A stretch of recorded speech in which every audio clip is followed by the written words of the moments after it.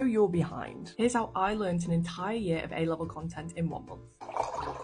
So I did 4 A-levels and an EPQ. However, I started off in first year only doing 3 A-levels. April in first year came around. This suggested that I picked up another A-level at this point. I'd have to work really hard over the summer to catch up, but it was doable. So I did. I covered an entire year of A-level content in a month.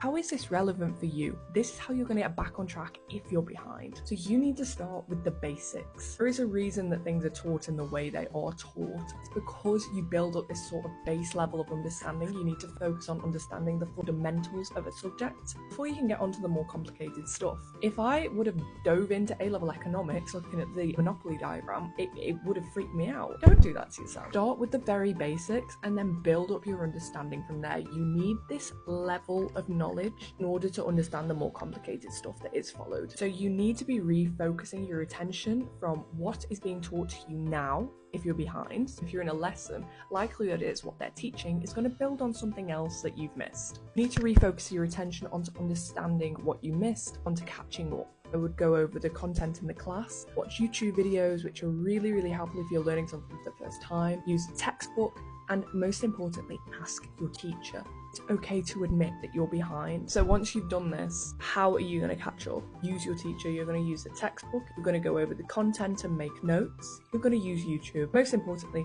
do the homework that you missed as well. Oh my goodness, if you're behind, it's so easy to neglect the homework, but the homework is there for a reason. It's to consolidate your understanding. If you're 2 weeks behind and you've got 2 weeks of homework that you don't need to do, but you've now caught up on that 2 weeks of content and you're up to date, it's so easy to not do that homework because you don't have to do it, but do it anyway. It'll help you get your understanding and knowledge to the level that the rest of the class is at. And yes, ask your teacher for help. Always ask your teacher.